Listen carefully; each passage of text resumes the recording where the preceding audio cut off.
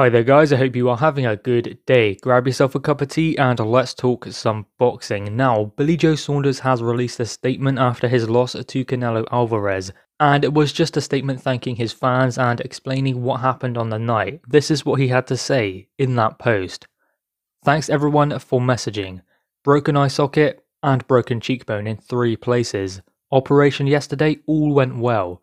You win some, you lose some. Didn't feel out of my league, but got caught with a good shot and couldn't see, and Ben got the corner to pull it. Thank you all who watched, I'll be back. God bless you all. So there we go, that is what Billy Joe Saunders has had to say in the wake of his loss to Canelo Alvarez. Now of course he did sustain quite a damaging injury, and that meant it was very difficult for Billy Joe Saunders to see what was coming back, because that was his lead eye also. So it was difficult for him to navigate Canelo Alvarez after that injury was sustained.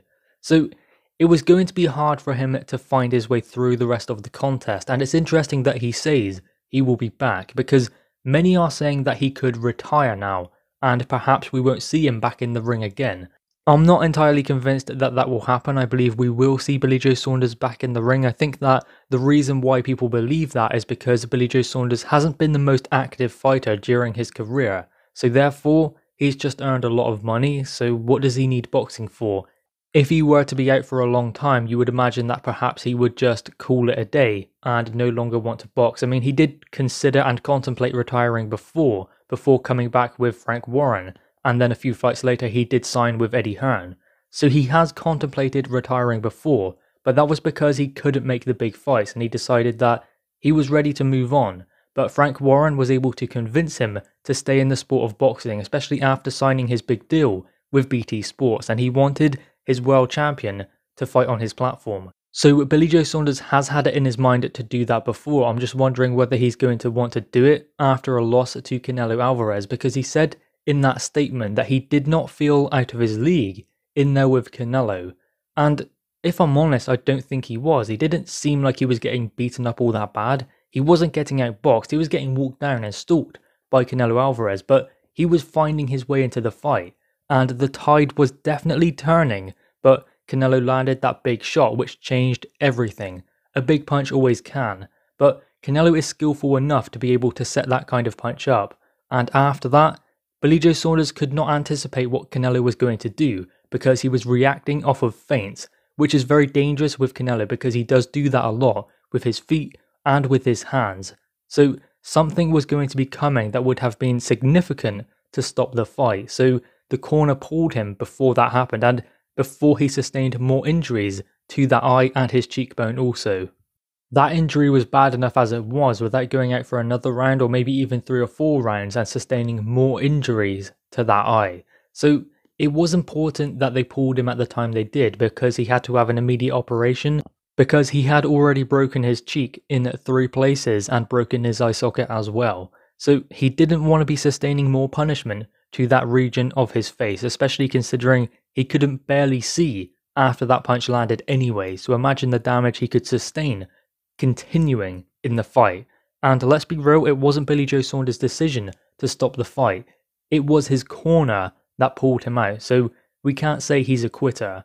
Now of course he had made comments about Daniel Dubois when he stopped in the Joe Joyce fight after 10 rounds, because obviously he sustained a similar injury to his orbital bone. So he stopped in that fight, and it was more like Daniel Dubois' decision, and it wasn't necessarily Billy Joe's in this contest. Nevertheless, it was a similar injury, and the fight ended in a similar fashion. And Daniel Dubois has actually commented on this. This is what he had to say.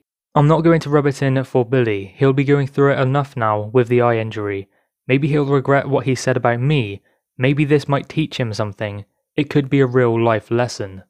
So there we go, that is what Daniel Dubois has said in response to Billy Joe Saunders' loss to Canelo Alvarez. And obviously, Billy Joe Saunders did have a lot to say about what happened to Daniel Dubois. And he just said that he would never quit, he would never stop, he would continue fighting until he could fight no more.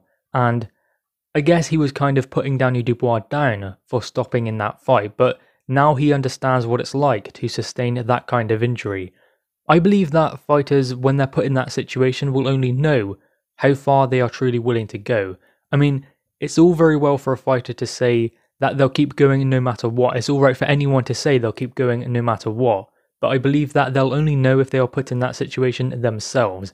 That seems to be a very dangerous kind of injury, and one that fighters really struggle to navigate after sustaining it. Obviously, we have seen fighters like Ebony Bridges sustain injuries to her eye and continue to the final bell. And let's remember Josh Taylor as well. He sustained a pretty bad eye injury in the Regis Prograis fight, but I don't believe it was the same kind of injury. So when that happens to a fighter, I mean, it happened to Kell Brook as well. It is an odd situation for that fighter to then navigate, because they literally cannot see what is going to be coming back, and those punches really bother a fighter. I mean, it's not always the hardest shots that stops a fighter or gets them in trouble. It's the ones they don't see because they do not get themselves ready for it and they are not prepared to take something like that. That's why it's always that kind of punch that is set up brilliantly by their opponent that causes the most effect. And I just don't think that in sparring and training and preparations in other fights where stuff like that hasn't happened, nothing can prepare a fighter for that point. So when that happens, I mean, what do? They haven't had any training that has gotten them ready to be in this kind of situation. They've probably prepared for being hurt in a fight, or being hurt with a body shot, going down, getting back up, being in trouble, being out of control of the fundamentals, not controlling the pace and the distance. But they don't practice what happens when an injury is sustained as bad as that. And now I'm sure that Billy Joe Saunders understands what it's like to have that kind of injury, similar to Daniel Dubois in his fight with Joe Joyce. It was different circumstances and a different way in which the injury was sustained by both fighters. I mean, Billy Joe Saunders' one was kind of just one shot that caused all of the damage, and then a few shots after as well, because he did finish out the round. With Daniel Dubois, it was a bit different. It was a jab that was constantly landing and punches constantly landing in the same place on his face, so that was more like a build-up to that. The swelling grew over the fight and it got worse and worse, to the point where Daniel Dubois took a knee because his vision had become impaired, and he wasn't really ready for something like that. I mean, leading up to that fight, who had he fought really? I mean, he hadn't had that in-between fight, so he wasn't really prepared for a situation like that to make the adjustments. Had he been able to do that, then perhaps he could have got more out of the fight. It was just down to inexperience more so for Daniel Dubois, and he couldn't really find an answer to that jab from Joe Joyce, and that sustained all the damage to Daniel Dubois' eye. But I'm sure that Billy Joe Saunders regrets, or is at least thinking about what he said about Daniel Dubois and other fighters who have stopped in fights. Again, Billy Joe Saunders wasn't the one who made the decision, it was his corner, but still, I'm sure he now realises how difficult it can be continuing with that kind of injury. Anyway, guys, what are your thoughts on this? Make sure you leave your thoughts in the comments below. Also leave a like and grab that subscribe button. Thanks, guys.